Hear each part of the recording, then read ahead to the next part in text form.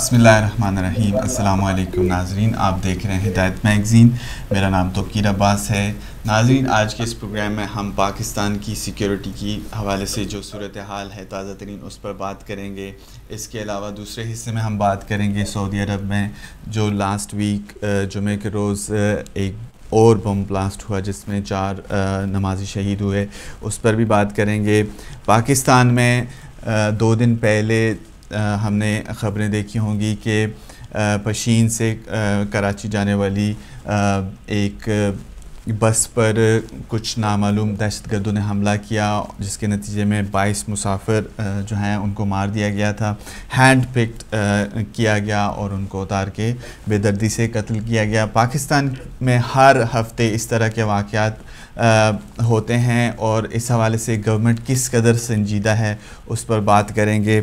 इस वक्त हमारे साथ पाकिस्तान अवामी तहरीक के मरकज़ी सदर डॉक्टर रहीक अब्बासी हमारे साथ मौजूद हैं। उनसे पूछेंगे कि उनकी पार्टी का क्या लाए अमल है और उनके जो पार्टी के सदर हैं वो पाकिस्तान में कब आ रहे हैं और किस लाहे अमल का ऐलान करेंगे वो पहुंचने के बाद। इसके साथ हमारे साथ एनालिस्ट अली अब्बास ताज अमेरिका से भी मौजूद होंगे, हम बाद में उनसे भी बात करेंगे। सबसे पहले मैं डॉक्टर रहीक अब्बासी को अपने प्रोग्राम में खुशामदीद कहता हूं और उनसे ये पूछता हूं, बल्कि उनसे एक सवाल जो डॉक्टर ताहिरुल कादरी की स्टेटमेंट आया है लेटेस्ट, उसी हवाले से मैं उनसे वजाहत चाहूँगा कि डॉक्टर ताहिरुल कादरी कहते हैं कि I am informing army chief and institutions of Pakistan that Sharifs are paving the way for ISIS, कि शरीफ बरादरान जो हैं वो पाकिस्तान में दाइश के लिए राह जो है हमवार कर रहे हैं। आप इस पर थोड़ी सी रोशनी डालिए। जी, जो डॉक्टर साहब ने ये स्टेटमेंट दी है उन्होंने एक खदशे का इजहार किया है और जिस तरीके से पाकिस्तान में नून लीग की हुकूमत है और जिस तरह से इन्होंने यहाँ पर जो दहशतगर्द गिरोह हैं उनको अपना हमनवा बनाया हुआ है और जिस तरह से ये दहशतगर्द और इंतहा पसंद तकफीरी गिरोहों की सरपरस्ती करते हैं और जिस तरह इनके वज़रा ऐसे पूरे पाकिस्तान के इल्म और नॉलेज में हैं कि जो दहशतगर्दों के वोट बैंक के ऊपर जीत कर असम्बली में पहुंचते हैं और जिस तरीके से इनका तालिबान के बारे में और तालिबान जैसी दीगर दहशतगर्द तंजीमों के बारे में एक हमदर्दाना रवैया है और उसके साथ साथ जिस तरह इन्होंने पाकिस्तान में नाइंसाफी, करप्शन और जुल्म और अवाम की कत्ले आम का एक सिलसिला शुरू करवाया हुआ है अपनी दहशतगर्द पुलिस के जरिए। जैसे इन्होंने 17 जून 2014 को हमारे 14 लोगों को शहीद किया, 2 लोगों को गोलियां मार के जख्मी किया। फिर इन्होंने यौम शुहदा के मौके पर हमारे लोगों पर तशद्दुद किया, उन्हें गोलियां मारी। फिर इस्लामाबाद में 30 और 31 की रात को मजीद मर्द और ख्वातीन को 500 से ज़ायद को गोलियां मारकर जख्मी किया गया, शहीद किया गया 7 लोगों को। और अभी पिछले दिनों डस्का में इनके एक पुलिस ऑफिसर ने जिस तरह वकरा को गोलियां मारकर शहीद किया। तो ये जब जुल्म का दौरा हो, जब इंसाफ ना हो, जब करप्शन हो, जब दहशतगर्दों को सियासी हमायत हासिल हो, दहशतगर्दों के सियासी हामी इक़्तिदार में बैठे हों, मुख्तलिफ इदारों में बैठे हों, तो ये वो सारे अवामल हैं जो ISIS और दाइश जैसी दहशतगर्द तंजीमों की राह हमवार करते हैं। ये एक सिलसिला है, तालिबान हों या अलकायदा हों या मुख्तलिफ शबाब और मुख्तलिफ नामों से दहशतगर्द तंजीमें हों, जब वो किसी मुल्क में इस तरह की सूरत हाल पैदा होती है तो ऐसे दहशतगर्द गिरोह ही उसका फायदा उठाते हैं और दाइश जो है वो दहशतगर्द तंजीमों की ही एक शक्ल है। लिहाजा चूंकि इनकी दहशतगर्दों के साथ हमदर्दियां हैं, इनका किरदार दहशतगर्दी और जुल्म पर मबनी है, नाइंसाफी पर मबनी है, लिहाजा ऐसे माशरे में पर दाइश जैसी ऑर्गेनाइजेशन के लिए काम करना, मुनज़्ज़म होना आसान हो जाता है। और उसकी सबसे बड़ी मिसाल ये है कि इस्लामाबाद कैपिटल में जो नवाज शरीफ की हुकूमत का दारुल हुकूमत है, पाकिस्तान का दारुल हुकूमत है, उसकी जो सरकारी मरकजी मस्जिद है, उस मस्जिद के खतीब और वहाँ की बच्चियों ने बराह रास्त दाइश की खिलाफत को कबूल करने का और दाइश के खलीफा जो अबू बकर बगदादी हैं उनके हाथ में बैत करने का ऐलान किया है। मगर आज तक उस खतीब के खिलाफ कोई कार्रवाई अमल में नहीं लाई गई। तो जब इस तरह के दहशत गर्दों दाइश के हामियों के खिलाफ नून लीग की हुकूमत को कोई कार्रवाई अमल में नहीं लाएगी तो इसका बड़ा वाक़ई ये मकसद है और ये सबूत है इस बात का कि ये उनकी राह हमवार कर रहे हैं और इनका इक़्तिदार पाकिस्तान में दहशतगर्दी को मज़ीद मजबूत बनाने का बायस बनेगा। अच्छा डॉक्टर साहब, आप इस सिलसिले में आपकी पार्टी आपने बड़ी वजाहत की इसकी कि किस तरह हुकूमत जो है वो दहशतगर्दों के ख़िलाफ़ उनकी हमदर्दियाँ हैं, लेकिन आपकी पार्टी इस हवाले से या आपके कारकुनान इस हवाले से क्या हिकमत अमली अपनाए हुए हैं? देखिए, हमारी जो तहरीक है पाकिस्तान अवामी तहरीक, इसने हमेशा अमन की बात की है, हमने अमन को प्रमोट किया है। हमारे कायद ने हमेशा दहशतगर्दी और इंतहा पसंदी, फिरकावारियत और तकफीरियत के खिलाफ आवाज़ बुलंद की है। 30 साल हमारी जिद्दोजहद है, पाकिस्तान नहीं बल्कि दुनिया भर में हर जगह पर हमने इंतहा पसंदाना सोच को रद्द किया है। हमने अपने कॉन्फ्रेंसिस के जरिए, प्रोग्राम के जरिए, सेमिनार के जरिए, डॉक्टर के लेक्चर के जरिए, किताबों और पब्लिकेशन के जरिए, डॉक्टर साहब का जो फतवा है 600 सफ़हात पर मुश्तमिल, उसके जरिए हमने दहशतगर्दी और इंतहा पसंदी की हर सोच, हर फिक्र, इसकी हर मैनिफेस्टेशन और इसकी हर शक्ल को कंडेम किया है और ये साबित किया है कि दहशतगर्दी का इस्लाम से कोई ताल्लुक नहीं है, बल्कि दहशतगर्दाना सोच, दहशतगर्दाना अप्रोच, इंतहा पसंदाना जो तरीकाकार है इसका इस्लाम से ताल्लुक नहीं है, बल्कि बुनियादी तौर पर ये खवारिज का तरीका है, उन लोगों का तरीका है जो इस्लाम का नाम अपने मज़मूम मकासद के लिए इस्तेमाल करते हैं। और पैगंबर इस्लाम ने, सहाबा कराम ने, मौलाए कायनात सय्यदना अली मुर्तज़ा करमल्लाहु वजहू ने इन लोगों के खिलाफ जिहाद किया है, जंग की है, सरकोटी की है और इनके फितने को कम करने का हुक्म दिया है। लिहाजा इसी तसल्सल में हमारे कायद डॉक्टर ताहिरुल कादरी ने अभी दहशतगर्दी के खात्मे के लिए एक Islamic curriculum national peace program के तहत, जिसका नाम है Islamic curriculum for peace and counter terrorism, वो डेवलप किया है, जो मुख्तलिफ तबकात के लिए है, जिसमें स्टूडेंट्स के लिए है, उलमा के लिए है, स्कॉलर्स के लिए है, कॉमन पब्लिक के लिए है, यूनिवर्सिटी कॉलेजेस के टीचर्स और प्रोफेसर्स के लिए है, ताकि उन्हें इस्लाम की सही तालीमात से बहरामंद किया जाए, एजुकेट किया जाए, अवेयर किया जाए। और ये दहशतगर्दी की जो फिक्र है, जो बात ये कुरान की आयात और बाद अहादीस या बाद सन्नत के बाद सस्तरों को ये इस्तेमाल करते हैं अपने गलत अकायद को, अपने गलत नजरियात को साबित करने के लिए, तो ये कौम के सामने, उम्मत के सामने, पूरी दुनिया के सामने रखा जाए कि उसकी कोई हकीकत नहीं है, वो गलत इंतबाक है, वो रॉन्ग एप्लीकेशन है और हकीकत में दहशतगर्दाना किरदार की या दहशतगर्दाना तसव्वुरात की इस्लामी तालीमात में कोई गुंजाइश नहीं है। इस्लाम तो इसका ऑपोजिट है। अच्छा, इस्लाम तो मर्सी का नाम है, इस्लाम तो एक पीस का नाम है। जी डॉक्टर साहब, हमने देखा किसाने मॉडल टाउन में जो जितने शहीद हुए थे उनके लिए JIT बनी थी। हमने एक बैनर भी देखा है, आपके बयान भी सुने हैं जिसमें आपने JIT के फ़ैसले को मुस्तरद किया है। वो फ़ैसला क्या था और क्यों मुस्तरद किया है, और आप हुकूमत की जो तरफ से बनाई गई कमेटी है उससे मुतमईन हैं या नहीं हैं? देखिए, JIT का मतलब है जॉइंट इन्वेस्टिगेशन टीम।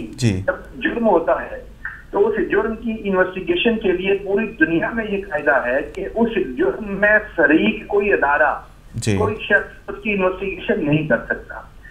जब मुजरिम और मुजरिम इदारे के लोग खुद ही इन्वेस्टिगेशन करेंगे तो कभी वो गैर जानबदार इन्वेस्टिगेशन नहीं कर सकते और ऐसी इन्वेस्टिगेशन के जरिए मुजरिमों को कभी कैफरे किरदार तक नहीं पहुंचाया जा सकता। अब ये जो JIT सो कॉल्ड बनाई गई है, हमने JIT की रिपोर्ट को ही नहीं मुस्तरद किया है या रिजेक्ट किया, बल्कि हमने इस JIT की तश्कील, इसकी फॉर्मेशन को ही रिजेक्ट किया था। और हमने ये कहा था कि ये JIT में काबिल कबूल नहीं है, क्योंकि देखिए हमारा कत्ल किया पंजाब पुलिस ने हुकूमत के कहने पर। नवाज शरीफ और शहबाज शरीफ की हिमा के ऊपर राना सनाउल्लाह की प्लानिंग के बाद हमारे लोगों को शहीद किया गया और उसमें जो अदाकार बनी वो पंजाब पुलिस बनी। पंजाब पुलिस के IG उसमें शामिल, DIG ऑपरेशन में ऑपरेशन की निगरानी कर रहा था। वहाँ पंजाब पुलिस के तकरीबन 9 SP थे, 17 SHO थे और 1000 से ज्यादा अहलकार थे। इन्होंने बराह रास्त गोलियां मारकर हमारे लोगों को शहीद किया। अब जब उस जुर्म की पंजाब पुलिस के 3 ऑफिसर ही मिलकर और एक आईबी जो नुमाइंदा है जो बराह रास्त वज़ीर-ए-आज़म के अंदर आती है, वो मिलकर इन्वेस्टिगेशन करेंगे, तो वो इन्वेस्टिगेशन जुल्म के खात्मे के लिए या कातिलों को बेनकाब करने के लिए नहीं होगी, बल्कि हमने उसी वक्त ये कह दिया था कि ये कातिलों को क्लीन चिट देने के लिए होगी। तो आप क्या चाहते थे कि कौन सी इन्होंने आप क्या चाहते थे कि कौन सी टीम बने? आपने JIT को मुस्तरद किया, तो ये कहा था जी हम हमारे साथ जब गवर्नमेंट की मुलाकात हो रहे थे, टॉक्स हो रही थी धरने के दौरान, उन्होंने हमसे एग्री भी किया था और हमने ये कहा था कि सबसे पहली बात यह है कि JIT का सरबरा वो होना चाहिए जिसके ऊपर मकतूली के वरासा को एतमाद हो, जिसका पंजाब से ताल्लुक ना हो, जो पंजाब पुलिस से ना हो, इंडिपेंडेंट। फिर हमने कहा था कि JIT में पंजाब पुलिस का कोई फर्क नहीं होना चाहिए। ऐसे अदारों के ISI से लोग लें, MI से लें, पंजाब के बाहर AP के से या सिंध से ऐसे पुलिस अफसर को लें जिसके ऊपर हमें एतमाद हो, ताकि वो गैर जानबदार इन्वेस्टिगेशन कर सके, गैर जानबदार इंक्वायरी कर सके और देख सके कि असल मुजरिम कौन है। अब देखिए, हमने तो इस JIT की प्रोसीडिंग में हिस्सा ही नहीं लिया, हमने तो उसमें पार्टिसिपेट ही नहीं किया, हमारा कोई गवाह पेश नहीं हुआ, किसी मकतूल का कोई वारिस पेश नहीं हुआ, कोई जख्मी पेश नहीं हुआ। तो अब वो जब एक फरीक पेश ही ना हो जिसके लोग शहीद हुए हों, जिनका मर्डर हुआ है, जो लोग बुलेट इंजरी का शिकार हुए हैं, उनमें से एक भी शामिल ना हुआ हो, कोई गवाह पेश ना हुआ हो, तो वो कैसे इन्वेस्टिगेशन हो सकती है? ये तो इन्होंने अपने एक इन्वेस्टिगेशन बनाई थी शहबाज शरीफ को, नवाज शरीफ को, राना सनाउल्लाह को और दीगर कातलों के सरपरस्तों को क्लीन चिट देने के लिए। तो हमने तो इसको इसीलिए मुस्तरद कर दिया था और हमने नहीं रिजेक्ट किया। पाकिस्तान के इंटेलिजेंसिया ने, पाकिस्तान के मीडिया ने, पाकिस्तान के दानिशवर ने, पाकिस्तान के सियासी लीडर्स ने, हर तबके ने और पाकिस्तान के अवाम ने इस JIT रिपोर्ट को रिजेक्ट कर दिया और कहा कि ये इंसाफ का कत्ल है, ये अदल का कत्ल है और ये एक ऐसा जुल्म है कि जो सेना मॉडल टाउन के जुल्म से भी बड़ा जुल्म है कि इसमें कातिलों को तहफ़्फ़ुज़ दे दिया गया है और कातिलों को क्लीन चिट देने की कोशिश की है। तो अभी आपका क्या लाए अमल है? हम इसके खिलाफ एहतजाज भी कर रहे हैं, ठीक है, हम सड़कों पर भी हैं, हम इसके साथ साथ अदालत में भी अपने ऑप्शन को इवेल्युएट कर रहे हैं। लेकिन ये बात मैं बरतानिया के TV पर कह सकता हूँ कि बदकिस्मती से ये शरीफ खानदान जो है, इनका तरीकाकार ये है कि ये हर इदारे को खरीद लेते हैं, ये करप्शन का पैसा इनके पास है, हराम की कमाई है, ये सारे के सारे हराम की कमाई करने वाले हैं। इनके MNA SPS वो भी करप्शन में डूबे हुए हैं, यहाँ तक कि इनके जो जमातों के लीडर हैं तहसीलों और जिलों में भी, वो भी सारे दिन रात करप्शन में डूबे हुए हैं, इनके पास खरबों रुपए हैं हराम की कमाई के। तो ये SHO से लेकर पाकिस्तान के बड़े से बड़े ऑफिसर तक और बड़े से बड़े जुडिशियल ऑफिसर तक हर एक को परचेज कर लेते हैं, उसकी कीमत लगा लेते हैं। लिहाजा इनके होते हुए, इनके इक़्तिदार में रहते हुए किसी मजलूम को जो इनके खिलाफ जंग कर रहा हो, इनके खिलाफ आवाज उठा रहा हो, जो इनके जुल्म का शिकार हुआ हो, उसको इंसाफ नहीं मिल सकता, क्योंकि ये हर इदारे को और हर अदारे में बैठे हुए हर शख्स को ये खरीद लेते हैं। इनकी परचेजिंग पावर इतनी है कि उससे कोई भी शख्स इनकी मैनेवरिंग से और इनके खरीदने की ताकत से आज़ाद नहीं रहता। ठीक है। अच्छा डॉक्टर साहब, एक सवाल जो हम थोड़ा सा पॉलिटिकल उससे बाहर निकलते हैं तो देखते हैं कि कराची के core commander lieutenant general Naveed Mukhtar ये हुकूमत पर बहुत तनकीद भी करते हैं, जायज़ तनकीद भी होती है, लेकिन अगर इनके ख़ुद हम एक्शंस देखते हैं तो कराची में जो मुनज़्ज़म कलअदम तंजीमें हैं जो आए रोज़ बहुत सारे लोगों को, जैसे माइनॉरिटीज़ को, शिया सुन्नी जो मॉडरेट हैं उनको कत्ल करने में मुलव्वस हैं, इन सब दहशतगर्दों के जो सरगना हैं, जो हेड हैं, औरंगज़ेब फ़ारूकी जैसे लोग, वो आज़ाद घूमते हैं। इसके साथ अगर हम देखते हैं तो पिछले प्रोग्राम्स में भी हमने बात की कि रमज़ान मेंगल जिनको जो हेट स्पीचेस में वो सबसे आगे हैं, उनकी वीडियोस भी मौजूद हैं यूट्यूब पे और जगह पे भी मौजूद हैं, उनको पकड़ा जाता है, 24 घंटे हिरासत में रखा जाता है और जामिया नईमिया के जो मुफ्ती हैं नईम, वो उनको छुड़ा के ले जाते हैं। तो इस तरह का अगर रवैया है तो फिर ये चीज़ें कैसे ठीक होंगी? देखिए, मैं जिम्मेदार जनरल नवीद मुख्तार को या पाकिस्तान की आर्मी को नहीं समझता। मैं ये समझता हूँ कि पाकिस्तान की आर्मी या आर्म फोर्सेस जो है उनकी लिमिटेशन है, कानूनी लिमिटेशन हैं, आईनी लिमिटेशन हैं। ये काम सियासी हुकूमतों का करने वाला है, पुलिस का करने वाला है, और आप एक हद से आगे जाकर उनके लिए काम करना मुश्किल हो जाता है।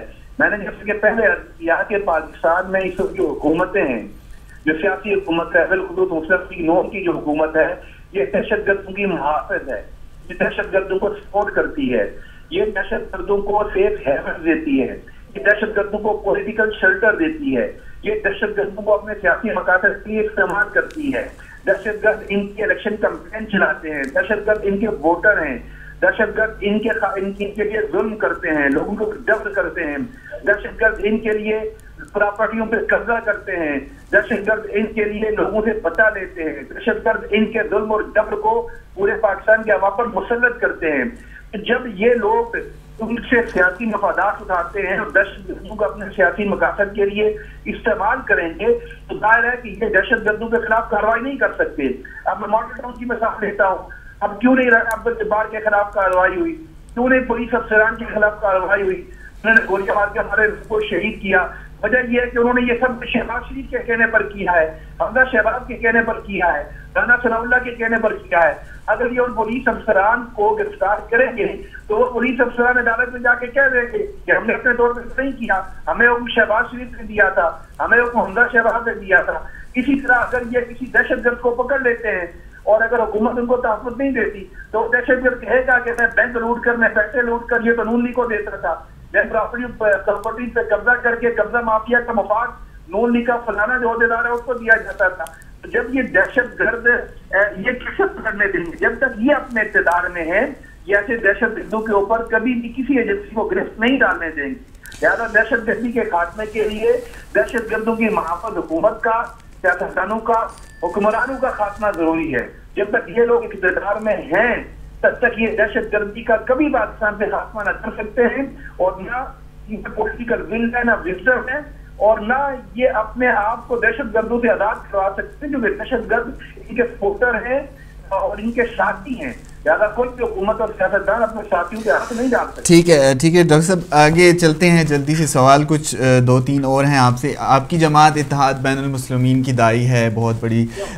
अगर हम देखते हैं तो आगे गिलगित बल्तिस्तान में इलेक्शंस भी नज़दीक हैं, 8 जून को इलेक्शंस होने वाले हैं, तो हम आपकी तरफ से वहाँ पे कोई नुमाइंदगी कोई ख़ास नहीं देख रहे, इसकी क्या वजह है? देखिए, किस्मती की बात यह है कि गिलगित बल्तिस्तान के इंतखाबात में हमारी ये कोशिश थी कि मुस्लिम लीग नून की जो मुखालफ जमातें हैं वो इत्तेहाद बनाएं।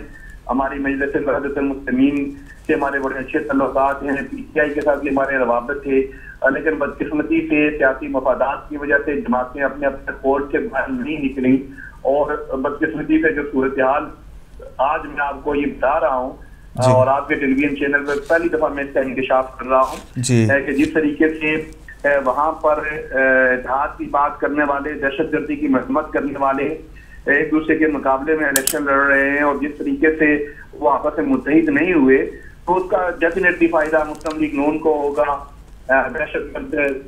दहशतगर्दों के हमदर्दों को होगा। वहां पर JUI सीटें लेगी, मुस्लिम लीग नून लेगी, पीपल्स पार्टी सीटें लेगी, और बाकी जो जमातें हैं वो वहां पर अच्छी कारकर्दगी अपने अदम इत्तेहाद की वजह से नहीं जाहिर कर सकेंगी। मसलन वहां पर जिन जिन एरियो में तशय्युई भाइयों की अक्सरियत है, वहाँ तशय्युई ही मुत्तहिद नहीं है, उनकी दो मुख्तलिफ जमातें एक दूसरे के मुकाबले में उम्मीदवार खड़े किए हुए हैं। तो आप समझते हैं कि वोट जो है डिवाइड हो जाएंगे वहाँ पे? हाँ जी, बिल्कुल वोट डिवाइड हो रहे हैं वहाँ पर, और उसका फायदा जो है वो नून लीग को पहुंचेगा और नून लीग की इत्तेहादी जमातों को पहुंचेगा। और अभी जो वहाँ की सूरत हाल है उसका मैं इसी तरह से तजिया कर रहा हूँ कि बदकिस्मती से नून लीग और दहशतगर्दी की मुखालफत करने वाली जमातें वहाँ एक प्लेटफॉर्म से मुत्तहिद होकर इलेक्शन नहीं लड़ सकती, और जब तक इंतखाबी मैदान में आपने कोशिश की थी, आपकी जमात ने कोशिश की थी वहाँ पे इस तरह की सूरत हाल पैदा ना हो? जी, हमने बड़ी कोशिश की है। ये बात मजलिस वहदतुल मुस्लिमीन के कायदीन भी जानते हैं, ये बात तहरीक इंसाफ के कायदीन भी जानते हैं। हमने कोशिश की, हमने ये कहा, सोचा, इससे राब्ता किया, मीटिंग की, मोटिवेट करने की कोशिश की कि तीनों जमातें कम अज कम हम तीनों मिलकर इलेक्शन में हिस्सा लें, मगर बदकिस्मती से PTI ये समझती है कि वो उसको इत्तेहाद की जरूरत नहीं है, और इसी तरह हर एक अपने अपने मजबूरियां हैं, वो बर्दाश्त नहीं हो सका। हमारे भी उम्मीदवार वहाँ इलेक्शन में हिस्सा ले रहे हैं। अच्छा, ये बल्दियाती इंतखाबात के हवाले से अगर बात करते हैं तो आपकी जो जमात है उसने कोई इतनी वाज़ेह उसने बरतरी हासिल नहीं की, एक नशिस्त शायद मिली है, तो इसकी क्या वजह है?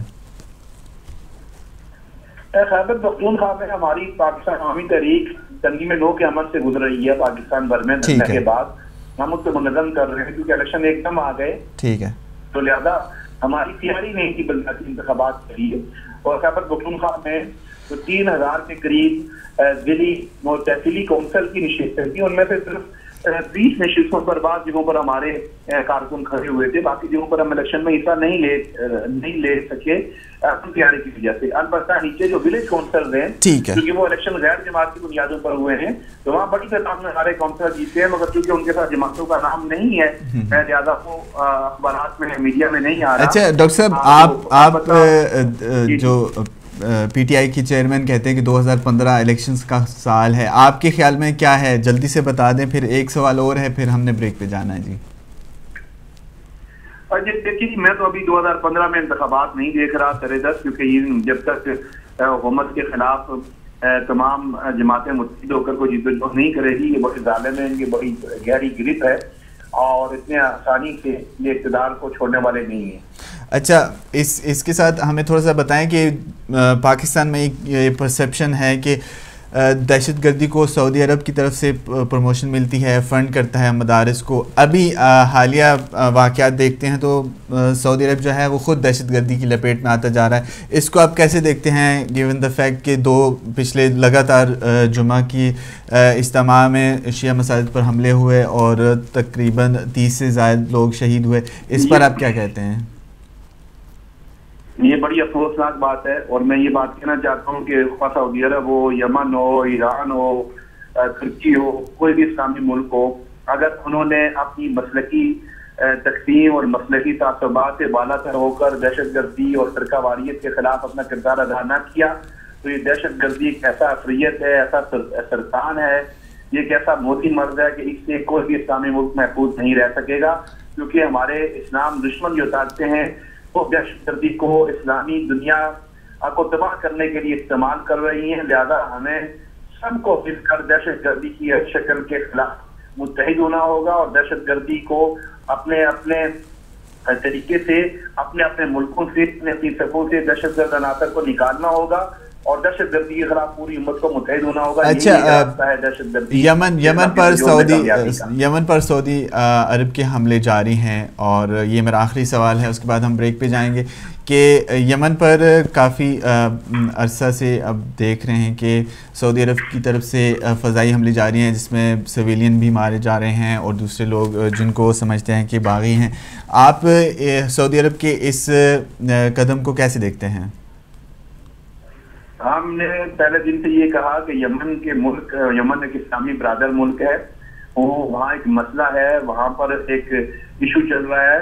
ईरान और सऊदी अरब को अपने अपने मसलकी दायरे से बाहर निकलकर यमन को तख्ता मश्क नहीं बनाना चाहिए, सऊदी अरब को वहाँ हमले नहीं करने चाहिए, ईरान को भी मसबत किरदार अदा करना चाहिए और मिलकर इस मसले को यमन के मुसलमानों की जान माल के तहफ़्फ़ुज़ और उनको सिक्योरिटी फराहम करने को पेश नजर रखते हुए एक पॉलिटिकल डायलॉग के जरिए इस मसले को हल करना चाहिए। पॉलिटिकल डायलॉग के ज़रिए इस मसले का हल निकालना चाहिए। डॉक्टर रहीक अब्बासी पाकिस्तान अवामी तहरीक के मरकज़ी सदर हमारे साथ मौजूद थे। नाज़रीन, हमने इनसे मुख्तलिफ़ सवाल किए पाकिस्तान के हवाले से और इंटरनेशनल सूरत हाल के हवाले से, आपने जवाब दिया, आपका बहुत शुक्रिया। आप हमारे प्रोग्राम में आए, हमारे लिए वक्त निकाला। इंशाल्लाह मुस्तकबिल में भी आपसे बात होती रहेगी। इस वक्त नाज़रीन ब्रेक का वक्त है, ब्रेक के बाद हमारा जो टॉपिक है उसको मज़ीद एक्सपेंड करेंगे। हमारे साथ अमेरिका से मौजूद होंगे डॉक्टर अली अब्बास ताज और पाकिस्तान से एक जर्नलिस्ट भी हम वहाँ लाइन पे लेंगे। इस वक्त ब्रेक लेते हैं, ब्रेक के बाद दोबारा हाज़िर होते हैं, हमारे साथ रहिए।